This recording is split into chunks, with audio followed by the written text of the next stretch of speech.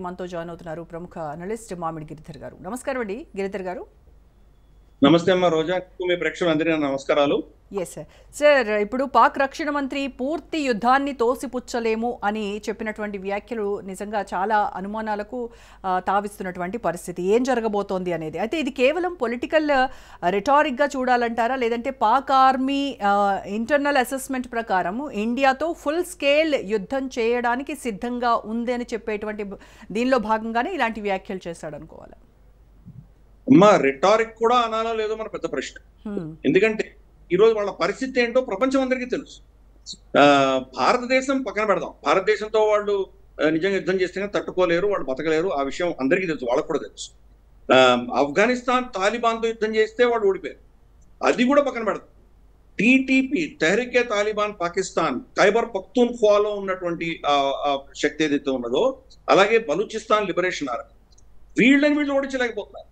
ప్రతిరోజు ఒక క్యాంపెయిన్ వాళ్ళు కబ్జా చేసుకుంటున్నారు, 10-15 మంది సైనికులను చంపుతున్నారు. వీళ్ళ అస్త్రాలు, వీళ్ళ గన్స్, వీళ్ళ అమ్యునిషన్, వీళ్ళ ఆఖరికి వీళ్ళ యూనిఫామ్స్ ని, వీళ్ళ అండర్వేర్ బనియన్లతో సహా వాళ్ళు ఎత్తుకొని వెళ్ళిపోయి వీడియోలు చేస్తున్నారు టీటీపీ. అలాగే బలూచిస్తాన్ అదే పరిస్థితి.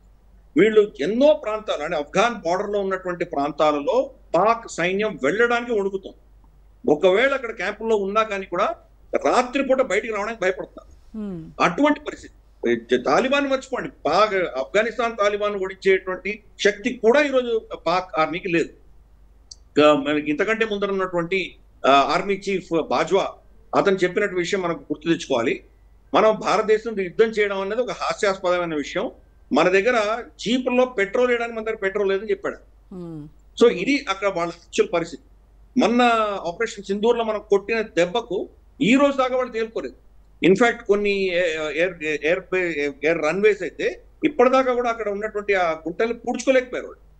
ఆ మెటీరియల్ అక్కడ పెద్ద పెద్ద హెవీ ఎయిర్ క్రాఫ్ట్స్ వెళ్ళడానికి కావాల్సినటువంటి ఆ స్ట్రెంగ్త్ వాళ్ళు చేయాలంటే వాళ్ళు చేతన అవ్వట్లేదు. 6 నెలలైనా ఇంకా 1-2 మనకు రన్వేస్ ఇంకా ఇప్పుడు కూడా సెట్ చేసుకోలేదు వాళ్ళు. ప్లస్ వాళ్ళు ఆ రోజు మనకు నూర్ ఖాన్ ఎయిర్ బేస్ ఉన్నది మనకు రావల్పిండి ఇస్లామాబాద్ మధ్యలో ఉంటుంది. అది అక్కడ ఉన్నటువంటి దాని గతంలో చక్లాలా ఎయిర్ బేస్ అనేవాళ్ళు, ఇప్పుడు దాన్ని నూర్ ఖాన్ ఎయిర్ బేస్ అని పిలుస్తున్నారు.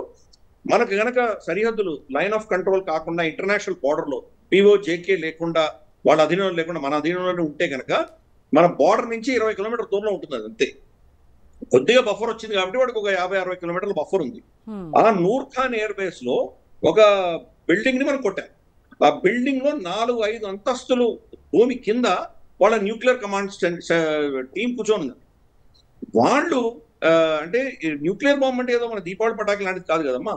దానికి బాల్స్ ఉంటాయి, దాన్ని మ్యాచింగ్ చేయాలి, దాన్ని లాకింగ్ చేయాలి, తర్వాత దాన్ని నెక్స్ట్ లెవెల్ దానికి కావాల్సినటువంటి కోఆర్డినేట్స్ ఇవ్వాలి, దాన్ని నావిగేషన్, మనకు శాటిలైట్ నావిగేషన్ లింక్ చేసుకోవాలి, కౌంటర్ మెషర్స్ అవ్వకుండా మనం దాన్ని కౌంటర్ చేయకుండా తప్పించుకోవడానికి దాన్ని రడార్ సిగ్నేచర్లు మేనేజ్ చేయాలి. ఇన్ని ఉంటాయి, దానికి చాలా వ్యవస్థ ఉంటుంది. దాన్ని న్యూక్లియర్ బాంబుని ఫైర్ చేయగలిగినటువంటి టీం చాలా సెక్యూరిటీ వాళ్ళని ఫిల్టర్ చేస్తే కానీ వాళ్ళని అక్కడ పెట్టరు. ఎందుకంటే మనకు రా ఏజెంట్సో లేకపోతే మొసాడో దాంట్లో ఈజీగా సునాయాసంగా దాంట్లో వీళ్ళ మనుషులు వెళ్ళి ఉండిపోవచ్చు కదా, దాంట్లో న్యూస్ బయట లీక్ అయితే ఏమవుతుంది.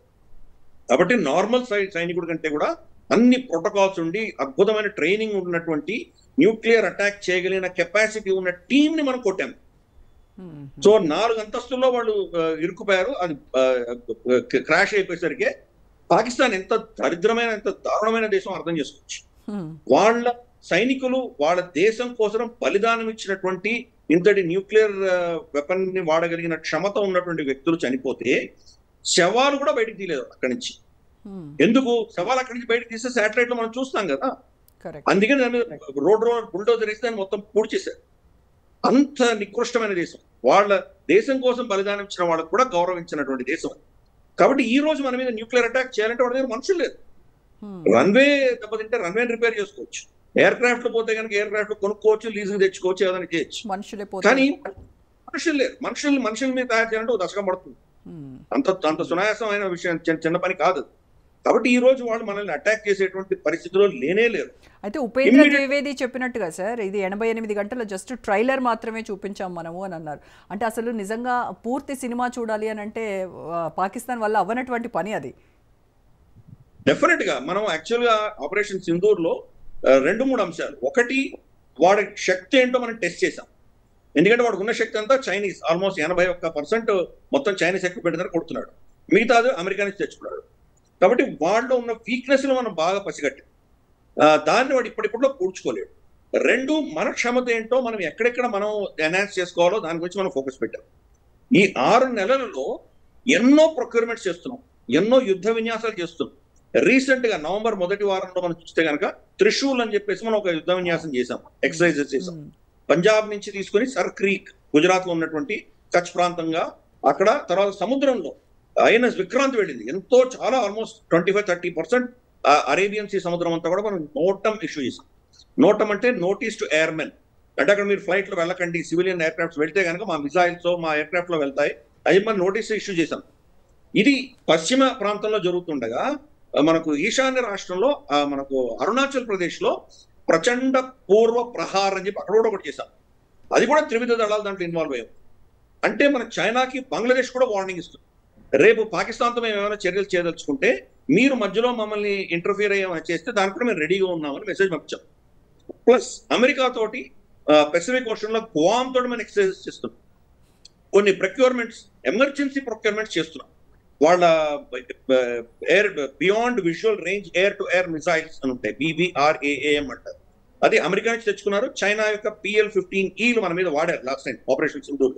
మనం చూసాం దానికి చాలా నైపుణ్యంతో మనం చాకచక్యంగా మనకి ఎటువంటి డ్యామేజ్ లేకుండా తప్పించుకోగలిగాం. అవన్నీ మన భూమిలో పడిపోయింది. దాన్ని మన వాళ్ళు రివర్స్ ఇంజనీరింగ్ చేసి మనకు అస్త్రా MK2 అనే సెకండ్ వర్షన్ మనం తీసుకొచ్చాం. అది యాక్చువల్గా వచ్చే సంవత్సరం 2026లో దాన్ని లాంచ్ చేయాలి. కానీ ఇప్పుడు ఇమ్మీడియట్ గా మనం లిమిటెడ్ సప్లై ప్రొక్యూర్మెంట్ పెడుతున్నాం. సో ఇప్పుడు ఇమ్మీడియట్ గా వస్తున్నాయి. అంటే next operation Sindoor next level తీసుకెళ్ళాలంటే దానికోసం సిద్ధపడుతుంది. నేను చెప్పొచ్చేది ఏంటంటే గత 6 నెలల్లో అగ్రెసివ్ గా మనం అప్పుడు ఆపరేషన్ సింధూర్లో మనం నేర్చుకున్న గుణపాఠాల ఆధారంగా ఎన్నో ఎక్సర్సైజెస్ చేస్తున్నాము, ఎన్నో ప్రొక్యూర్మెంట్స్ చేస్తున్నాం. దానికి భిన్నంగా పాకిస్తాన్ చూస్తే, పాకిస్తాన్ ఏం చేస్తుంది, అసిమ్ మునీర్ ఈ రోజు తను బతుకుంటాడా లేదా అన్నటువంటి భయంతో ముందర వచ్చేసి తనని ఫీల్డ్ మార్షల్ చేసుకున్నాడు.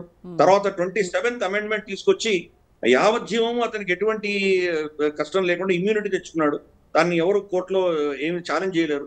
ఫర్ ఇన్స్టెన్స్ మనకు ముషరఫ్ ని మృత్యుదండన విధించింది కోర్టు అప్పట్లో. అందుకనే అతను దుబాయ్లోనే ఉన్నాడు, చనిపోయిన తర్వాత శవం తీసుకొచ్చి కూర్చారు.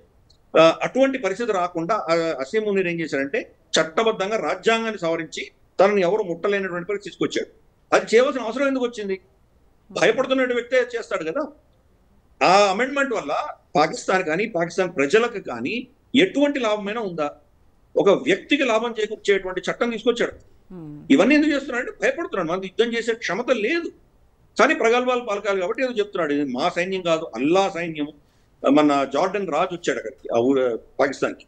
వస్తే అతను ముందర ప్రగల్భాలు పలకడం అన్నమాట. ఇది అల్లా సైన్యం, అందుకనే అల్లా గెలిచాడు. మన మేలో భారతదేశాన్ని చుట్టూగా మనం ఓడించాము, వాళ్ళ రఫాయిల్ని కొట్టాము, వాళ్ళ S-400 కొట్టాము. ఇది ఒక ఫేక్ నెరేటివ్ నడిపిస్తున్నారు.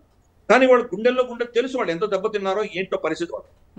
ఇప్పుడు మన దగ్గర నుంచి వచ్చిన స్టేట్మెంట్స్, రాజ్నాథ్ సింగ్ గారు కానీ జనరల్ ద్వివేది కానీ వీళ్ళందరూ చెప్తోంది ఏంటంటే కనుక నెక్స్ట్ టైం ఆపరేషన్స్ వస్తే పాకిస్తాన్ చరిత్ర మారిపోతుంది, పాకిస్తాన్ భౌగోళికమైనటువంటి వాళ్ళ మ్యాప్ మారిపోతుంది. ఈ 2 వార్నింగ్స్ ఇచ్చాం. ఎప్పుడు కూడాను ఇంతవరకు మనం పాకిస్తాన్ ఎస్టాబ్లిష్మెంట్, పాకిస్తాన్ సైన్యం కానీ వాళ్ళ ప్రభుత్వాన్ని కానీ ఎప్పుడూ టార్గెట్ చేయలేదు. ఇన్ఫాక్ట్ ఆపరేషన్ సింధూర్ లో కూడా మనం టార్గెట్ చేయలేదు. మనం ఫస్ట్ వెళ్ళి బహావల్పూర్ లో మసూద్ అజర్ క్యాంప్ ని కొట్టాము. అలాగే మనం హఫీజ్ సయీద్ క్యాంప్ మనం ఇక్కడ లాహోర్ లో కొట్టాము. ఈ 2 టెర్రరిస్ట్ క్యాంపులు మాత్రమే కొట్టాము. 11 స్థావరాలు ఎక్కడైతే కొట్టామో అవన్నీ కూడా టెర్రరిస్ట్ క్యాంప్స్ లో కొట్టాము. వాడు మనమే రిటాలియేట్ చేస్తే మనం రిటాలియేట్ చేసాం. గతంలో మనం చూసాం, గత 3-4 సంవత్సరాలుగా అజ్ఞాత బందూకుదారులు భారత వ్యతిరేకమైన శక్తులను చంపేస్తున్నారు. ఖలిస్తానీ కావచ్చు, లేదా మనకు కాశ్మీరీ వేర్పాటువాదులు కావచ్చు, వీళ్ళకి మన వత్తాసు పడుతున్న వాళ్ళందరూ చనిపోయారు. ఇన్ఫాక్ట్ కండార్ హైజాక్ లో పార్టిసిపేట్ చేసినటువంటి అప్పుడు దీంట్లో వాళ్ళ పాత్ర ఉన్నటువంటి వ్యక్తులు కూడా చనిపోయారు. వాళ్ళని చంపిన వాళ్ళు ఎవరు ఈ రోజు పాకిస్తాన్ పట్టుకోలేకపోయింది.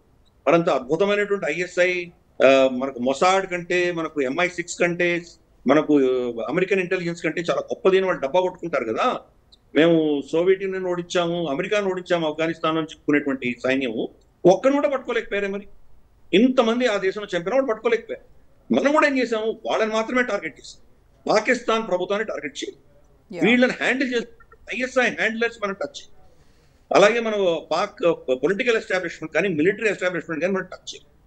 కాబట్టి ఇప్పటిదాకా కూడా మనం చాలా రెస్ట్రైన్డ్ గా ఉన్నాం. ఏమి కూడా ఎవరి మీద మనం టార్గెట్ చేయకుండా ఓన్లీ మనకు వ్యతిరేకమైన శక్తుల్నే ఓవర్ట్ గా కావచ్చు, కోవర్ట్ గా కావచ్చు, రెండు విధాల మనం ప్రత్యక్షంగా కావచ్చు, పరోక్షంగా కావచ్చు, వీళ్ళనే టార్గెట్ చేస్తాం. పాకిస్తాన్ లో ఎవరిని టచ్ చేయలేదు, ఈ రోజు దాకా టచ్ చేయలేదు.